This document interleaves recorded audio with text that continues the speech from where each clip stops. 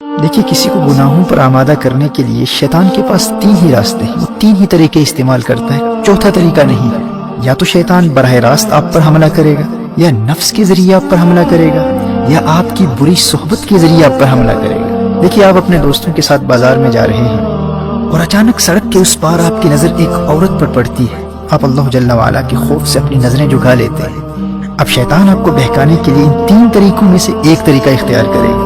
یا تو آپ پر وہ خود براہ راست حملہ کرے گا، آپ سے بار بار کہے گا کہ کوئی بات نہیں، ایک مرتبہ پھر دیکھ لے، تجھے اس کے حسن کا اندازہ ہی نہیں ہے، ایک مرتبہ دیکھ لے، دیکھ وہ تیری طرف دیکھ بھی رہی ہے۔ اب اگر آپ کا ایمان مضبوط ہے تو آپ اعوذ باللہ پڑھ کر اور لا حول ولا قوت الا باللہ العلی العظیم پڑھ کر ان برے خیالات کو دور کر دیں گے۔ اور شیطان ان خیالات کے ذریعے ہی آپ پر حملہ کیا کرتا ہے، جسمانی طور پر اپنے ہاتھوں سے وہ آپ کا چہرہ اس لڑکی کی طرف پھیر کر آپ کو مجبور نہیں کر سکتا۔ اور شیطان کا دوسرا طریقہ کیا ہے؟ شیطان آپ کے نفس کے ذریعے آپ کو بہکانے کی کوشش کرے گا، لیکن اگر آپ نے اپنے نفس کو پہلے سے ہی قابو میں رکھا ہوا ہے تو اب شیطان کے پاس ایک ہی راستہ بچتا ہے، اب وہ آپ کی بری صحبت کو استعمال کرے گا۔ آپ کے کسی روحانی طور پر کمزور دوست کو تلاش کرے گا، اسے کہے گا کہ وہ آپ کو اس گناہ کی طرف راغب کرے۔ اب اگر آپ گنہگاروں کی صحبت میں رہتے ہیں تو آپ کتنے بھی مضبوط ہوں، آپ نے شیطان کے حملے کے دو راستوں کو بند کر دیا، لیکن یہ تیسرا راستہ کھلا ہے۔ آپ کے دوستوں کے ذریعے شیطان آپ تک بار بار پیغام پہنچاتا رہے گا، ارے ایک مرتبہ تو دیکھ لے، دیکھ وہ تیری طرف دیکھ رہی ہے، دیکھ اسی طرف آ رہی ہے۔ اور یہ کوئی بھی گناہ ہو سکتا ہے۔ ایسے دوست کہتے ہیں آج نماز قضا ہو گئی تو کیا فرق پڑتا ہے بھائی، دیکھ انتہائی لذیذ کھانا پکا ہے، روزہ توڑ دے، بعد میں کفارہ دے دینا، قضا کر لینا، کسی کو کیا پتا چلے گا، کون دیکھ رہا ہے۔ اچھا آج سگریٹ پی لے، ڈرگز لے لے، کسی کو دھوکہ دے دے، جھوٹ بول لے، غیبت کر لے۔ والدین کی ہر بات ماننا ضروری نہیں ہوتا، تو بڑا ہو گیا ہے، بچہ نہیں ہے۔ مجھے بھی اپنے والدین سے بہت محبت ہے لیکن میں ان کی ہر بات تھوڑی نہ مانتا ہوں۔ اچھا آج چلتے ہیں، آج مووی دیکھ لیتے ہیں۔ اچھا تو مجھے مل نہیں سکتا تو کوئی بات نہیں، میں تجھے لنک بھیج دیتا ہوں لیکن مووی دیکھنا ضرور۔ تو بری صحبت کے ذریعے آپ گناہوں میں مبتلا ہو جائیں گے۔ شیطان آپ کے ارد گرد برے دوستوں کو تلاش کرتا رہتا ہے، اور اگر آپ کا کوئی برا دوست ہی نہیں ہے تو شیطان ہار جائے گا، آپ جیت جائیں گے۔ محترم احبہ، آپ کے لیے خوشخبری یہ ہے کہ رمضان المبارک میں اگر حالت ایمان میں آپ صرف اس ایک دشمن سے بچتے رہے نا، بری صحبت سے خود کو بچا لیا، تو اللہ جل وعلا آپ کو گناہوں سے پاک بھی کر دے گا اور جنت بھی عطا کر دے گا۔ نبی کریم صلی اللہ علیہ وآلہ وسلم نے ارشاد فرمایا رمضان میں شیطان کو قید کر دیا جاتا ہے، سفیدت الشیاطین، آپ کا پہلا بڑا دشمن بند ہے، شیطان خود بے بس ہے، وہ کچھ بھی نہیں کر سکتا۔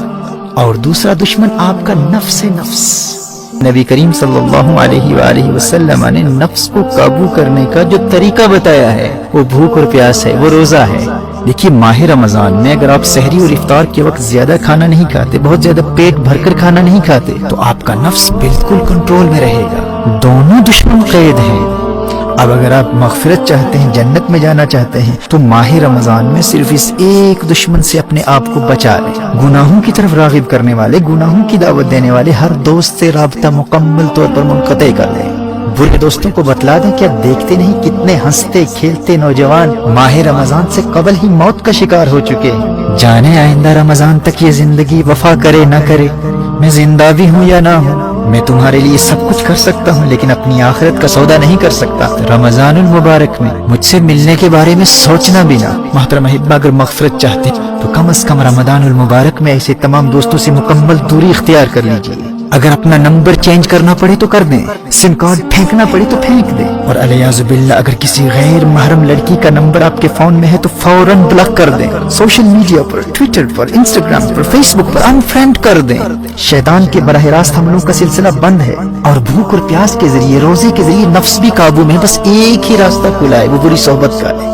میں دعوے سے کہہ سکتا ہوں میرے دوست، اگر تو نے صرف اس ایک دشمن کا راستہ بند کر دیا تو رمضان المبارک تجھے جنتی بنا دے گا۔ شیطان کے پاس فقط 3 ہتھیار ہیں، 2 بند ہیں، ایک کو تو نے بند کرنا ہے۔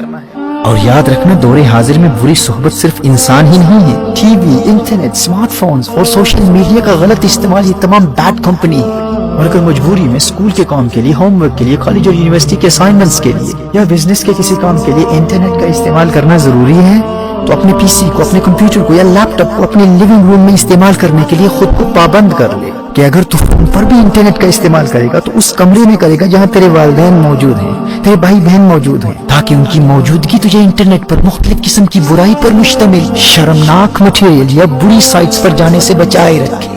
اور اگر جہنم کی آگ سے بچنے اور جنت کے حصول کے لیے تو یہ ایک کام بھی نہیں کر سکتا، خود کو بری صحبت سے نہیں بچا سکتا، اور اس خوش فہمی میں ہے کہ مفت ہی میں جنت مل جائے گی، تو اللہ کی رحمت کا مذاق اڑا کر اپنا ایمان برباد کرنے والے اللہ کا کلام سن لے۔ تو کیا سمجھتا ہے کہ اللہ آخرت میں انصاف نہیں کرے گا؟ تو نے جنت کو اتنا سستا سمجھ رکھا ہے؟ اللہ قرآن میں ارشاد فرماتا ہے، ام حسب الذین اجترحوا السیئات ان نجعلهم كالذین آمنوا وعملوا الصالحات سواء محیاهم ومماتهم ساء ما يحکمون۔ سورہ جاسیہ میں ارشاد فرمایا، کیا جنہوں نے برائیوں کا ارتکاب کیا یہ سمجھتے ہیں کہ ہم انہیں ان جیسا کر دیں گے جو ایمان لائے اور اچھے کام کیے؟ یعنی جو جنت نیک لوگوں کے لیے، وہ جنت یوں ہی مفت میں بے ایمانوں اور گنہگاروں کو بھی عطا کر دے۔ فرمایا ساء ما يحکمون، کیا ہی برا حکم لگاتے ہیں۔ میرے دوست ہوش کے ناخن لے، قدر کر تو اللہ کے اس پیارے مہمان کی کہ اس نے تیرے لیے کامیابی کا راستہ کتنا آسان کر دیا ہے۔ دونوں جہانوں کی کامیابی کے لیے اس میں تو نے فقط ایک دشمن کا مقابلہ کرنا ہے، تو نے صرف بری صحبت سے